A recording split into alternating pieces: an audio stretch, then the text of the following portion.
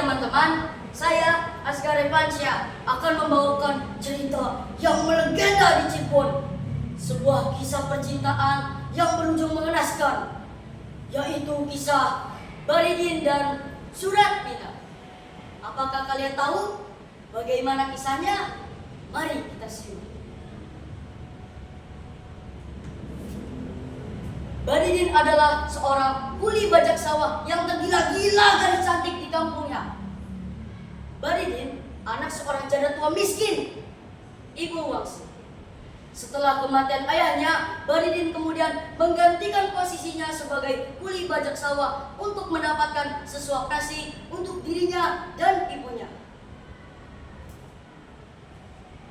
Berawal dari pertemuan Baridin dengan seorang gadis cantik saat ingin pergi ke sawah. Gadis cantik tersebut anak sematawayang Bapak Dam, budak kaya di Cirebon. Gadis tersebut bernama Ratmina. Pertemuan singkat membuat Baridin jatuh hati dan ingin memiliki Ratmina. Setelah Baridin terpikat pada Ratmina, Baridin kemudian memaksa ibunya untuk melamar gadis idamannya. Namun ibunya menolak karena tidak mungkin seseorang yang kaya raya mau menerima lamarannya. Namun Baridin terus mendesak ibunya untuk melamarkan gadis pujaannya. Bahkan Baridin mengancam akan bunuh diri jika permintaannya tidak dituruti. "Ibu, Bu, lamarkan Ratmina, gadis paling cantik di desa ini. Anakmu ini tergila-gila pada kecantikan Ratmina.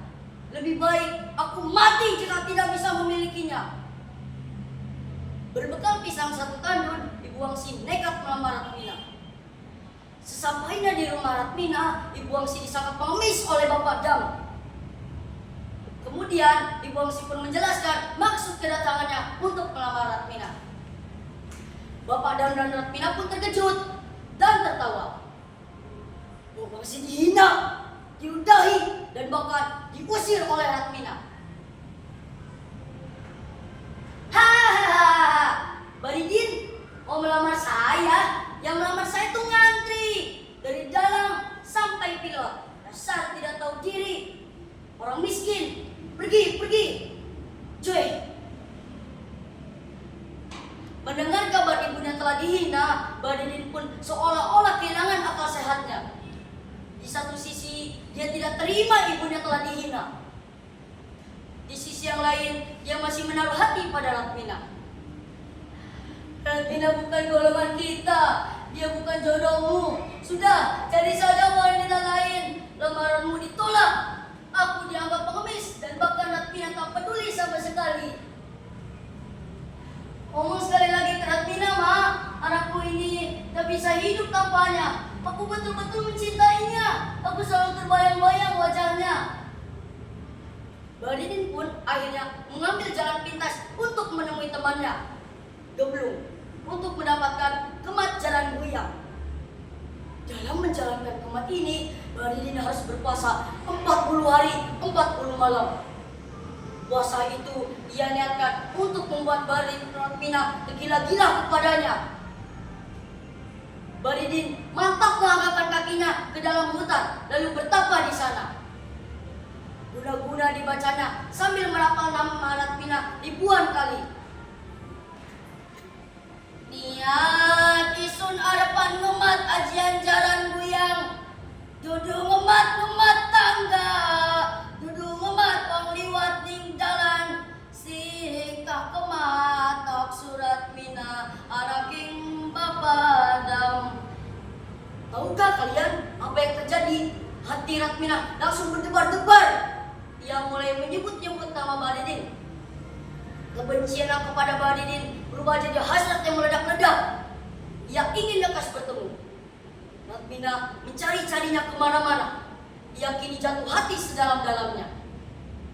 Bahkan Ratmina sampai berteriak, menangis, dan bahkan memohon kepada bapaknya untuk dinikahkan dengan Baridin. "Duh Kang Baridin, sampeyan madeg dingin, kula pengen kesandi. Rasa wirang, rasa isin, sudah rendalan kedangan Kang Baridin."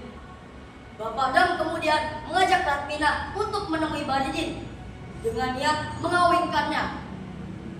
Namun Badidin maki-maki Ratmina.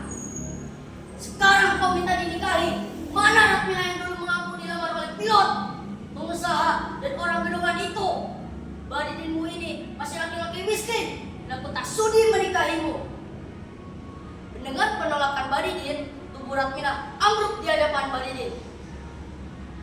Badidin pun menunggu kalau Ratmina sadar kembali. Tapi dia tak lagi bisa bicara kepada Ratmina karena wanita itu telah tiada. Badidin pun merasa lemas, penglihatannya mengabur. Badidin pun akhirnya meninggal. Begitulah ceritanya teman-teman. Jadi, apa pesan moral yang kita peroleh dari cerita tersebut? Ya, kita harus menjaga tutur kata kita terhadap orang lain. Sekian dan terima kasih.